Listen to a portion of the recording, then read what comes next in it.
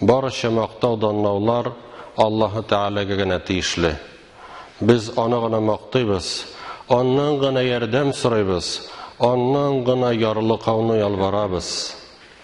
Nafslarimizning buzuqligidan, amallarimizning nasharidan biz Alloh taolaga gina sığınamiz. Kimni Alloh taola to'g'ri yo'lga ko'ndirsa, onu hech bir kimda adashtira olmas.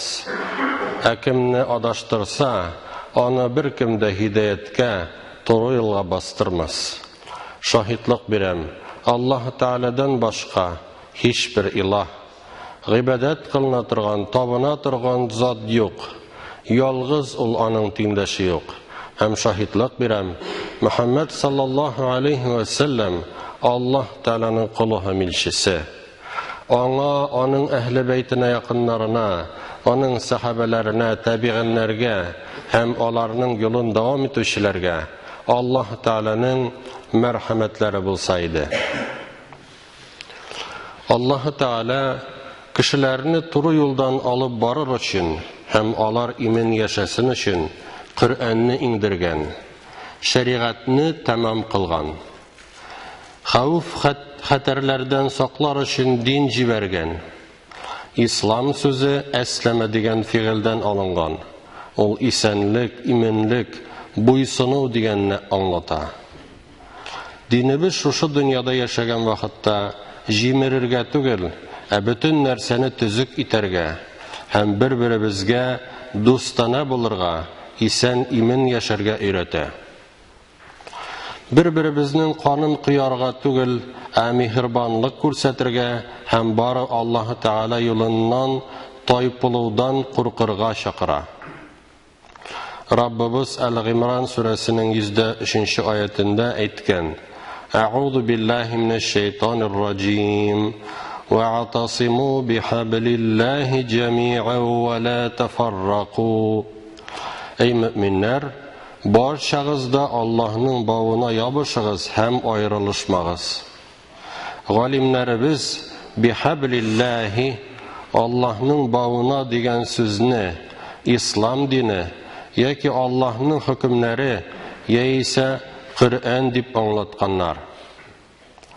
Ibn Mardavayda Abdullah radhiyallohu anhudan rivoyat qilingan hadisda Peygamberimiz sallallohu alayhi va sallam aytgan: إن هذا القرآن هو حبل الله المتين وهو النور المبين وهو الشفاء النافع وعصمة لمن تمسك به ونجاة لمن اتبعه. Şınlıqta bu Qur'an Allah'ın nıq bağı hem aşık nuru. Ol faydalı şifa. Kim ona yapışsa adaşudan imin bulur ve ona ergen kişi gazaptan qutulur. Ayette Allah Teala ve la teferraku hem ayrılışmağız degan. Şuşu sözleri bilen Rabbimiz bizge türkümlerge bölünmeske hem cemaatte bulurga buyurgan. Bu turada küp hadisler var. Sahih Müslim'de Abu Hurayra radıyallahu anhudan rivayet kılınan hadiste Allah'ın elçisi sallallahu aleyhi ve sellem etken: إن الله يرضى لكم ويكره لكم ثلاثا فيرضى لكم أن تعبدوه ولا تشركوا به شيئا وأن تعتصموا بحبل الله جميعا ولا تفرقوا ويكره لكم قيل وقال وكثرة السؤال وإضاعة المال. Şınlıqta Allah Teala sizning üç türlü gameligizden riza bulur. Hem üç türlü amel kılığınızı tilemez. Ol sizning ona ibadat kılığınızdan hem ona bir kimni de tengdaş kılmağınızdan ve barchag'izning da Allah'ның bağına tutunuvunuzdan hem bölünmevunuzdan riza bulur. Sizning faydasız imish sözler taratuvunuzdan, bahs için kerakmagan ko'p so'rovlar beruvingizdan hem mallarınızı israf etuvingizdan, aqshalaringizni haram yo'lga tutunuvingizdan ol riza bo'lmas ve bu ameller kıluvunuzunu tilemez. İslamның нигезендә Аллаһның барлыгына һәм берлегенә иман китерү, аңа һичбер рәвештә тиңдәш кылмыйча, тиңдәш кушмыйча фақат аңа гына кул булу кануннары ята. Бу кануннар кешеләрне үтерергә түгел, тормыш бирергә, зулым яклы булмыйча, хаклыкка омтылырга, начарлык түгел, яхшылык яклы булырга, уятсызлык түгел, намус иясе булырга чакыра. Ислам хатта тормышның иң авыр мизгелләрендә дә, иң авыр вакытларында да зулым һәм хаксызлык юлын тыйган. Яулап алыр өчен түгел, яклар өчен алып барылган сугышларның да кагыйдәләре язылган һәм алар әхлак кагыйдәләренә нигезләнгән. Шуңа күрә дә хатын-кызларга, балаларга, картларга, хатта тирә-юньгә зарар кылу тыелган. Сахих Муслимдә Әбу Зәр радиллаһу анһудан риваят кылынган Куддуси хадисның башында Пәйгамбәрбез саллаллаһу алейхи ва саллям үзенең Раббысыннан риваят кылган. Аллаһ Тәгалә әйткән: "Я ибади, инни харрамту az-zulma ala nafsi wa ja'altuhu baynakum muharraman fala tadalamu." Ey бәндәләрем, чынлыкта мин зулымлыкны үземә харам кылдым. Мин зулымлык кылмыйм һәм сезнең арада да харам кылдым. Бер-берегезгә зулым кылмагыз. Мусулманнар Аллаһ кушканнарын һәм аның илчесе әйткәннәрен тормышка ашырганнар. Һәм шунлыктан аларны корал, сугыш һәм фитнә таратучылар дип түгел, бәлки мәхәббәт, мәрхәмәт һәм мәдәниятне үстерүчеләр дип таныганнар. Әмма заман үтү белән динне шәхси максатлар өчен бер корал итеп файдаланучылар да килеп чыккан. Коръән аятында Раббыбыз мондый эшләрдән бик нык кисәткән. Аллазина ястахиббуна алхаята ад-дунья ала ал-ахирah ва ясуддуна ан сабилиллахи ва ябгунаха иваджа улаика фи далалин баид. Ул кафирләр ахиратны ташлап, дөньяны гына яратып кәсеп итәләр ва кешеләрне Аллаһ юлыннан тыялар һәм ислам диненең зәгыйфләнүен яки алар ягына үзгәрүен телиләр. Алар хактан бик ерак адашканнар.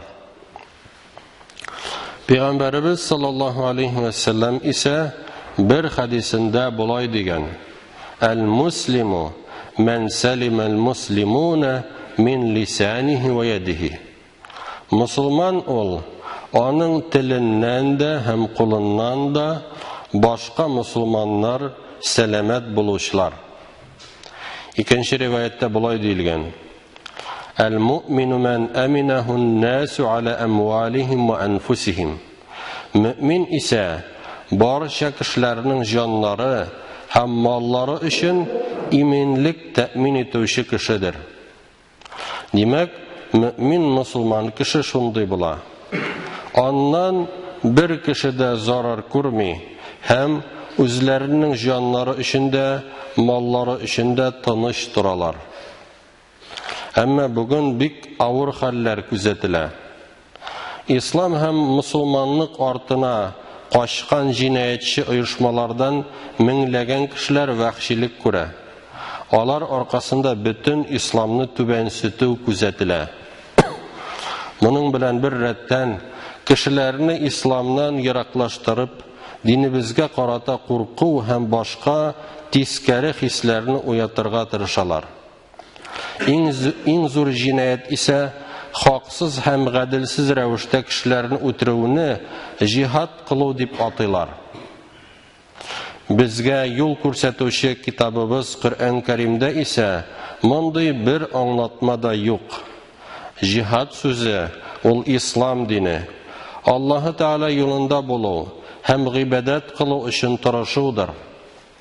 Ул һич тә үз-үзеңә кул салуга да, башка кешеләрнең канын куюга да өндәми.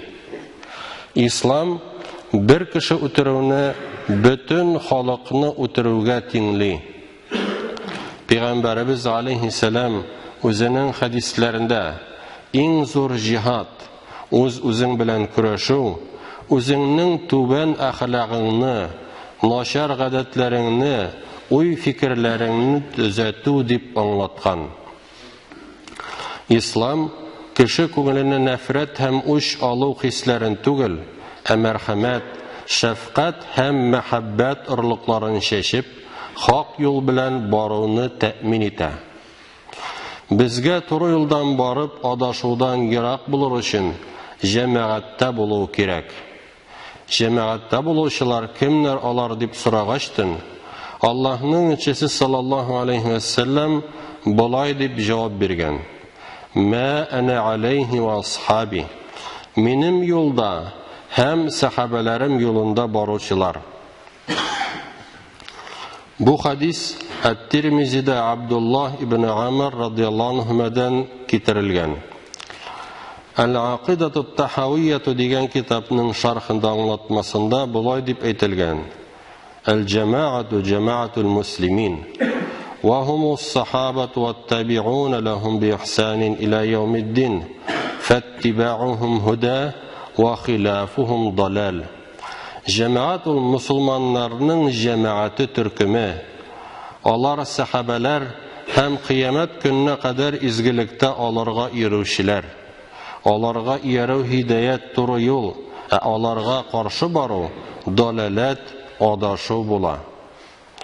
Аятләрдән һәм хадисләрдән аңлашылганча, җәмәгать дип саналыр өчен Коръәнгә һәм Пәйгамбәрбез Мөхәммәд алейһиссаламның сөннәтенә һәм 4 халифаның сөннәтенә ярашлы рәвештә гамәл кылырга кирәк. Пәйгамбәрбезнең сахабалары әлбәттә җәмәгать булдылар. Чөнки Раббылары кушканча һәм Аллаһның элчесе Мөхәммәд саллаллаһу алейһи ва саллям өйрәткәнчә гамәл кылдылар, кешеләрне дингә чакырдылар. Сахих Бухари һәм Сахих Муслимдә һәм башка хадисләр җыентыкларында Абдулла ибн Мас'уд радиллаһу анһудан риваят кылынган хадистә Аллаһның элчесе саллаллаһу алейһи ва саллям әйткән: "Хайрун наси qarni, thumma alladhina yalunhum, thumma alladhina yalunhum, thumma yaji'u min ba'dihim qaumun tasbiqu shahadatuhum aymanahum wa aymanuhum shahadatahum." Иң яхшы кешеләр замандашларым, аннары алардан соң килгәннәр, аннары алардан соң килгәннәр. Соңыннан шундый кешеләр килер. Шаһидлык бирүләре ант итүләреннән алдарак йөрер. Ант итүләре шаһидлык бирүләреннән алдарак йөрер. Ягъни шәхси мәнфәгатьләре өчен теләсә нинди шаһидлык бирергә һәм ант итәргә әзер булырлар. Мондый күренешләрне без көндәлек тормышыбызда да күзәтәбез. Абу Ханифа рахимахуллаһ табигиннәрдән, хәерле заманда яшәүче олы галимнәрдән, без шушындай бөек галимнәрнең аңлатмаларына, фәтвәләренә нигезләнергә тиешбез. Димәк, фитнәләрдән азат булыр өчен безгә бергә җәмәгатьтә булу кирәк. Танылган олы галимнәребезнең хезмәтләренә таянырга, теләсә кемнең үзләрен әллә кемгә куючыларның коткыларын тыңламаска. Шуның өчен дә аерым йөрүнең, ниндидер билгесез кешеләрдән нәрсәдер өйрәнеп маташуның, мәчет була торып та, мәчеттән читтә җыелышып намазлар укуның ахыры хәерсез тамамлану мөмкин. Расулуллаһ алейһиссалам мөэминнәрне бүленүдән тыйган. Имам Ахмадта Муаз ибн Джабал радиллаһу анһудан риваят кылынган хадистә Пәйгамбәрбез саллаллаһу алейһи ва саллям әйткән: "Инна шайтана dhi'bul insani ka dhi'bul ghanam ya'khudhu ash-sharidata al-qasiyata fa iyyakum wash-shi'ab وعليكم بالجماعة والعامة والمسجد. Шынлыкта шайтан сарыкның койрыгы кебек, кешенең дә койрыгы ул. Адашып еракта йөргәнне үзенә җәлеп итә. Төркемнәргә бүленүдән сакланыгыз. Сезгә җәмәгатьтә күпчелек халык белән булу вә мәчеткә тотыну кирәк. Халифалар заманында җәмәгать һәм сөннәт әһелләренең билгесе булып, бер имамга, халифәгә иярә торган. Бүгенге көндә исә җәмәгатьтә булуның бер билгесе генә торып калган. Ул күпчелек мусулманнар белән бергә булу. Ат-Тирмизидә, Ал-Хакимдә Ибн Умар радиллаһу анһумадан риваят кылынган хадистә Расулуллаһ саллаллаһу алейхи ва салламның сүзләре китерелгән. Инналлаһа ла яҗмә'у һадиһил умма аля далалатин абада ва инна ядаллаһи ма'ал җама'a фаттаби'ус савадал а'зам фа инна ман шадда шадда фин-нар. Аллаһ Тәгалә бу уммәтне бер кайчанда адашуда җыймас. Аллаһның ярдәме җәмәгать белән күпчелеккә иярегез. Кем читкә китсә утка килеп төшер. Аллаһ Тәгалә безгә динебездән нык торырга, төрле фитнәчел төркемнәргә иярмәскә, җәмәгатьтә булырга насыйп әйләсен. وأقول قولي هذا وأستغفر الله لي ولكم ولسائر جماعة المسلمين إنه هو الغفور الرحيم السميع الدعاء.